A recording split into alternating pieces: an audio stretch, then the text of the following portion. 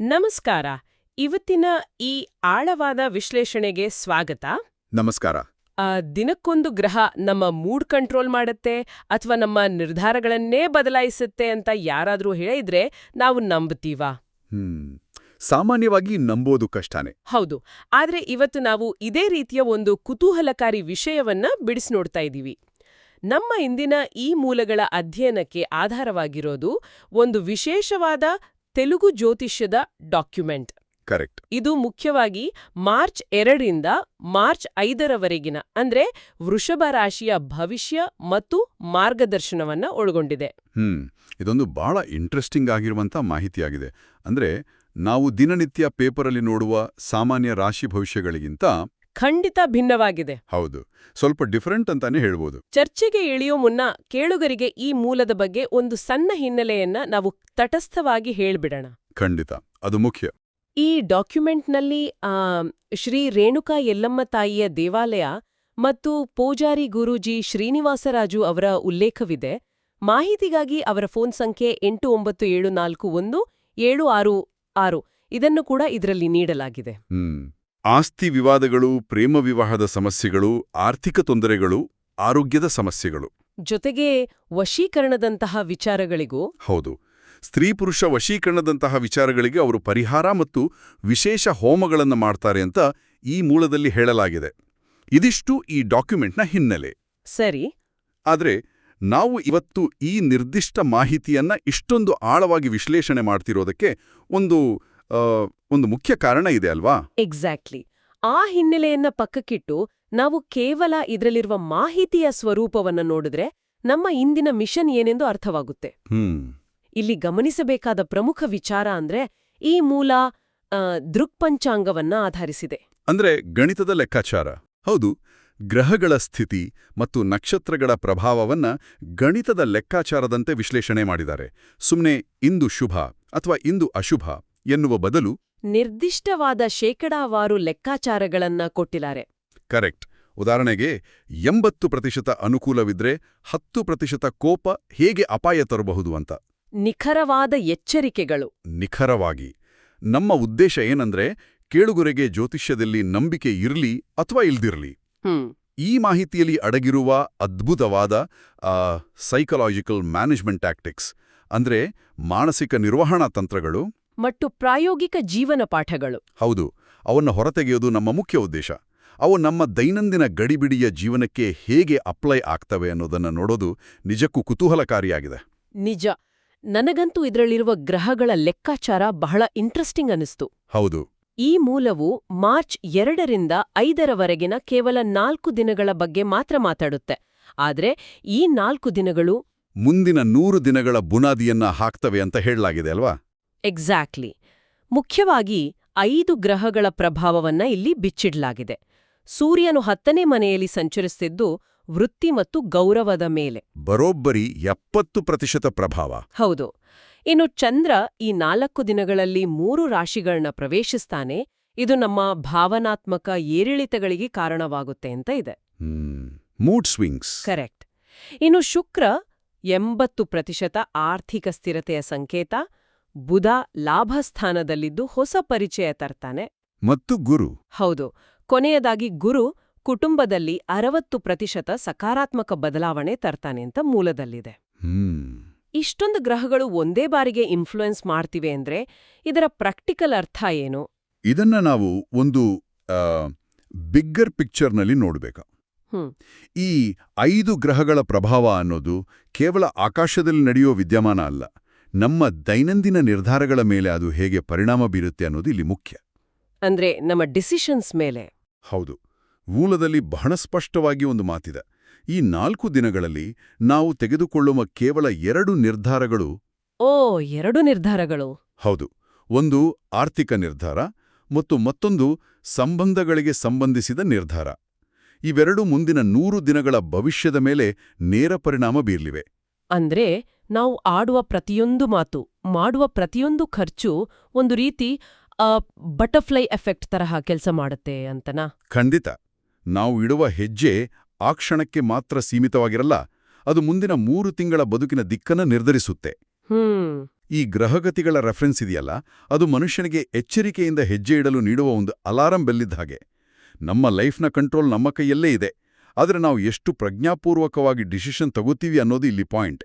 ಆ alarm bell ದಿನಂಪ್ರತಿಯ ಮಾರ್ಗದರ್ಶನದಲ್ಲಿ ಸ್ಪಷ್ಟವಾಗಿ ಕೇಳಿಸುತ್ತೆ.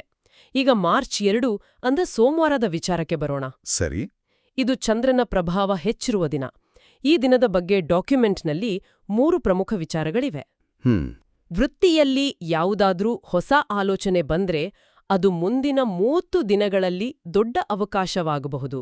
ಆರ್ಥಿಕತೆಯ ವಿಚಾರದಲ್ಲಿ ನಮ್ಮ ಮುಂದೆ 2 ಖರ್ಚುಗಳು ಬರ್ತವೆ, ಅವಶ್ಯಕ ಮತ್ತು ಅನವಶ್ಯಕ.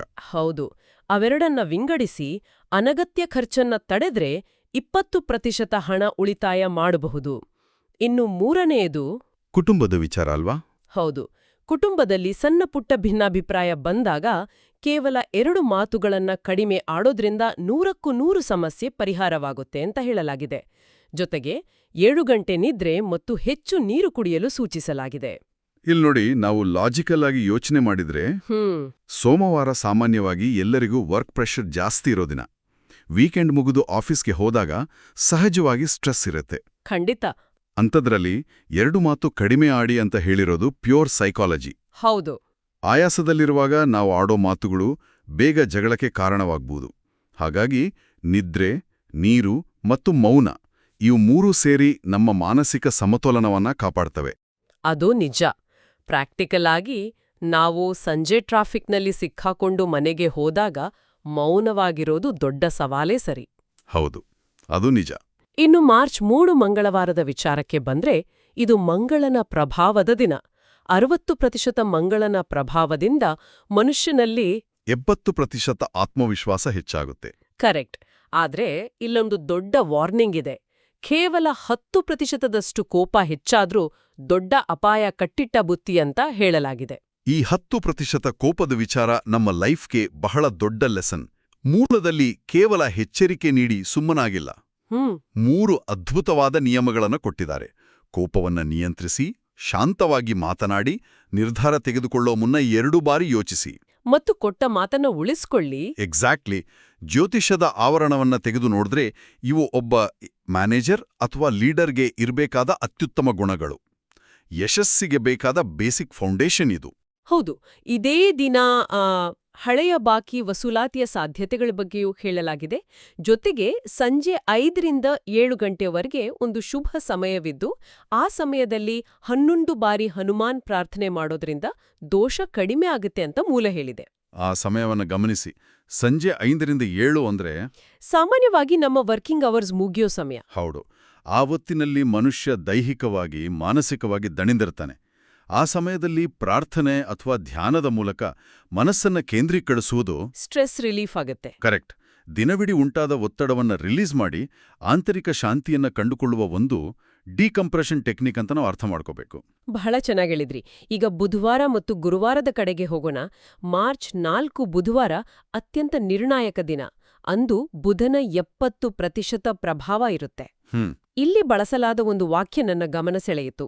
ಸಂವಹನವೇ ನಿಮ್ಮ ದೊಡ್ಡ ಆಯುಧ ಅಂತ. Communication is your biggest weapon. Exactly. ಕಚೇರಿಯಲ್ಲಿ ನಾವು ಮಾಡುವ ಕೆಲಸವನ್ನ ಸ್ಪಷ್ಟವಾಗಿ ಡಾಕ್ಯುಮೆಂಟ್ ಮಾಡೋದು ಮತ್ತು ಮೇಲಧಿಕಾರಿಗಳೊಂದಿಗೆ ಬಹಳ ಎಚ್ಚರಿಕೆಯಿಂದ ಮಾತನಾಡುವುದು ಅತ್ಯಗತ್ಯ ಅಂತ ಹೇಳಲಾಗಿದೆ. ಇದರಲ್ಲಿ ವ್ಯಾಪಾರಸ್ಥರಿಗೆ ಒಂದು ಪ್ರಾಯೋಗಿಕ ಎಚ್ಚರಿಕೆ ಇದೆ. ದಾಖಲೆಗಳನ್ನ ಓದಲು 10 ನಿಮಿಷ ಮೀಸಲಿಟ್ರೆ ಮುಂದಿನ 10 ತಿಂಗಳ ಸಮಸ್ಯೆಗಳನ್ನು ತಡಿಬಹುದು. ಹೌದು. ಆ 10 ನಿಮಿಷದ ಎಚ್ಚರಿಕೆ, 10 ತಿಂಗಳ ಸುರಕ್ಷತೆ ನಿಯಮ ಇದೆಯಲ್ಲ, ಅದು ಇವತ್ತಿನ ಕಾಲಕ್ಕೆ ಪರ್ಫೆಕ್ಟ್ ಮ್ಯಾಚ್. ನಾವು ಎಷ್ಟೋ ಸಲ ನಮ್ಮ ಸ್ಮಾರ್ಟ್ಫೋನ್ಗಳಲ್ಲಿ ಆಪ್ ಇನ್ಸ್ಟಾಲ್ ಮಾಡುವಾಗ ಟರ್ಮ್ಸ್ ಅಂಡ್ ಕಂಡೀಷನ್ಸ್ ಓದ್ದೆ ಅಗ್ರಿ ಅಂತ ಕ್ಲಿಕ್ ಮಾಡ್ತೀವಿ. ಖಂಡಿತ ಎಲ್ಲರೂ ಮಾಡ್ತೀವಿ ಅದನ್ನ. ಅಥವಾ ಆಫೀಸ್ ಅಗ್ರಿಮೆಂಟ್ಸ್ಗಳನ್ನ ಅವಸರದಲ್ಲೇ ಸೈನ್ ಮಾಡ್ತೀವಿ. ಬುಧನು ಬುದ್ಧಿ ಮತ್ತು ತರ್ಕದ ಸಂಕೇತ ಆಗಿರೋದ್ರಿಂದ ಅಂದು ಈ ರೀತಿಯ ಲಾಜಿಕಲ್ ಜಾಗರೂಕತೆಯನ್ನು ವಹಿಸಲು ಸೂಚಿಸಿರೋದು ಬಹಳ ಅರ್ಥಗರ್ಭಿತವಾಗಿದೆ. ಜ್ಯೋತಿಷ್ಯದ ಹೆಸರಿನಲ್ಲಿ ಅವರು ಹೇಳ್ತಿರೋದು ಬೇಸಿಕ್ ಲೀಗಲ್ ಮತ್ತು ಪ್ರೊಫೆಷನಲ್ ಕಾಮನ್ ಸೆನ್ಸ್ ಅನ್ನ. ಹೌದು, ಕಣ್ಣು ಮುಚ್ಕೊಂಡು ಸೈನ್ ಮಾಡಬೇಡಿ ಅನ್ನೋದೇ ಇದರ ತಾತ್ಪರ್ಯ.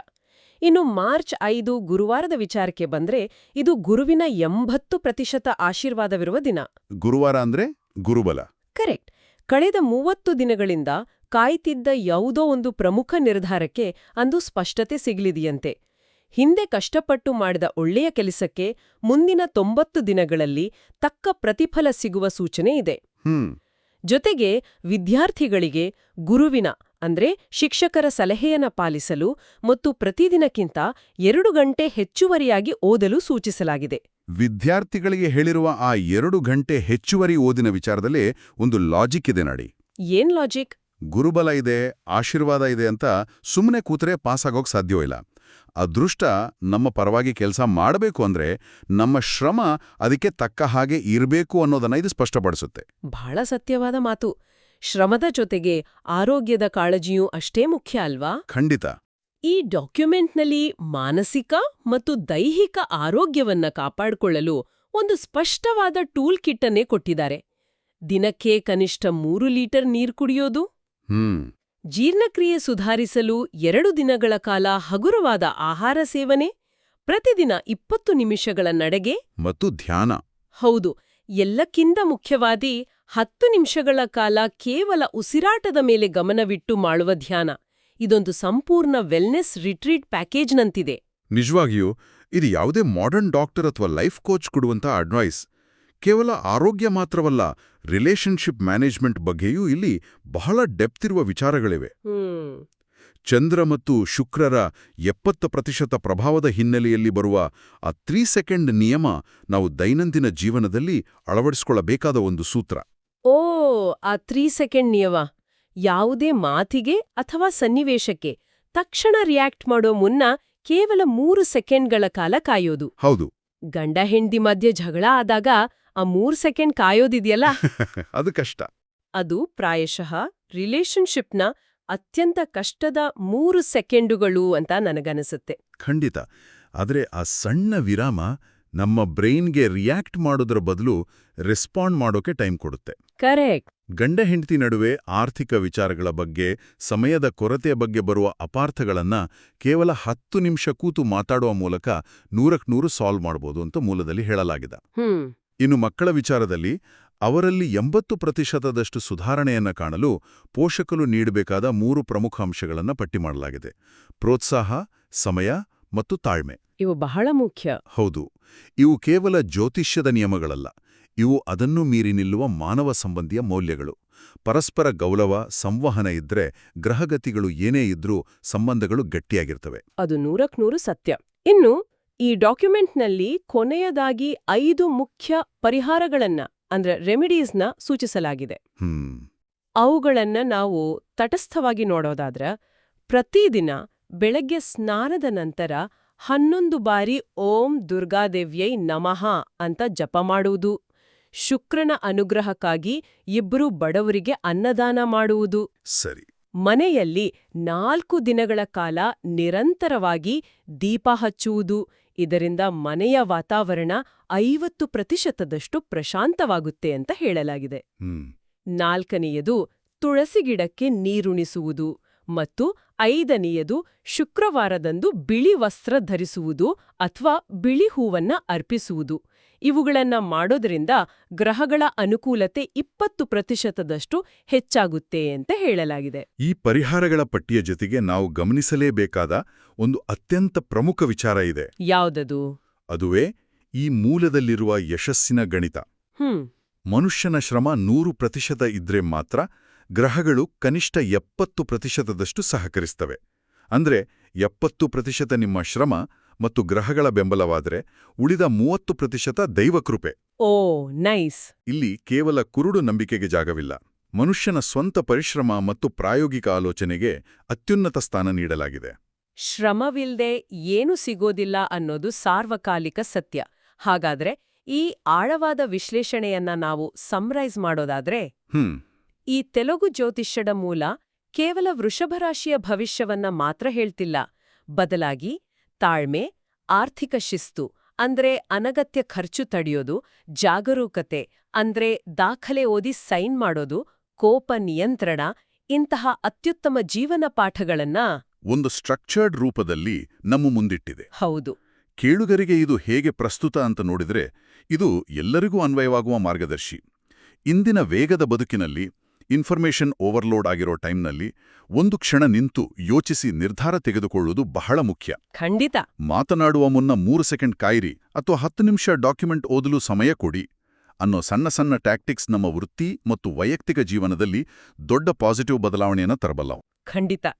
ಈ ಎಲ್ಲ ವಿಚಾರಗಳನ್ನ ಚರ್ಚಿಸಿದ ನಂತರ ಮುಕ್ತಾಯಗೊಳಿಸುವ ಮುನ್ನ ನಾವೆಲ್ಲರೂ ಆಳವಾಡಿ ಆಲೋಚಿಸಬೇಕಾದ ಒಂದು ಪ್ರಮುಖ ವಿಚಾರವನ್ನ ನಮ್ಮ ಕೇಳುಗರ ಮುಂದಿಟ್ಟಿದ್ದೇವೆ. ಹೌದು, ಆ ಅಂತಿಮ ಚಿಂತನೆ ಈಗಿದೆ. ನಮ್ಮ ದೈನಂದಿನ ಜೀವನವನ್ನ ಕೇವಲ ನಮ್ಮ ಮನಬಂದಂತೆ ಯಾವುದೇ ಪ್ಲಾನ್ ಇಲ್ಲದೆ ನಡೆಸುವ ಬದಲು ಗ್ರಹಗಳಂತಹ ಬಾಹ್ಯ ಅಂಶಗಳ ಆಧಾರದ ಮೇಲೆ ಇಂದು ಕಮ್ಯುನಿಕೇಷನ್ ದಿನ, ಇಂದು ಆರ್ಥಿಕ ಎಚ್ಚರಿಕೆಯ ದಿನ, ಇಂದು ಆರೋಗ್ಯದ ದಿನ ಅಂತ ವಿಭಜಿಸಿ ನೋಡಿದ್ರೆ ಹೇಗಿರುತ್ತೆ? ಇಂಟ್ರೆಸ್ಟಿಂಗ್. ಜ್ಯೋತಿಷ್ಯವನ್ನ ಪಕ್ಕಕ್ಕಿಟ್ಟರೂ ಸಹ ದಿನಕ್ಕೊಂದು ನಿರ್ದಿಷ್ಟ ಥೀಮ್ ನೀಡಿ ಬದುಕುವುದು ನಮ್ಮನ್ನ ಇನ್ನಷ್ಟು ಎಚ್ಚರಿಕೆಯಿಂದ, ಶಿಸ್ತಿನಿಂದ ಮತ್ತು ಹೆಚ್ಚು ಪ್ರೊಡಕ್ಟಿವ್ ಆಗಿ ಕೆಲಸ ಮಾಡುವಂತೆ ಮಾಡಬಹುದೇ? ಇದೊಂದು ಬಹಳ ಆಳವಾದ ಪ್ರಶ್ನೆ. ಲೈಫ್ಗೆ ಒಂದು ಥೀಮ್ ಕೊಟ್ಟು ಬದುಕುವುದು ನಿಜಕ್ಕೂ ನಮ್ಮ ಫೋಕಸ್ ಅನ್ನ ಹೆಚ್ಚಿಸಬಹುದು. ಕೇಳುಗರು, ಒಮ್ಮೆ ಯೋಚಿಸಿ ನೋಡಿ. ಈ ಆಲೋಚನೆಯೊಂದಿಗೆ ಇಂದಿನ ಈ ಆಳವಾದ ವಿಶ್ಲೇಷಣೆಯನ್ನ ಮುಗಿಸೋಣ. ಎಲ್ಲರಿಗೂ ಧನ್ಯವಾದಗಳು. ನಮ್ಮ ಜೊತೆಗಿದ್ದಕ್ಕಾಗಿ ಧನ್ಯವಾದಗಳು. ನಮಸ್ಕಾರ.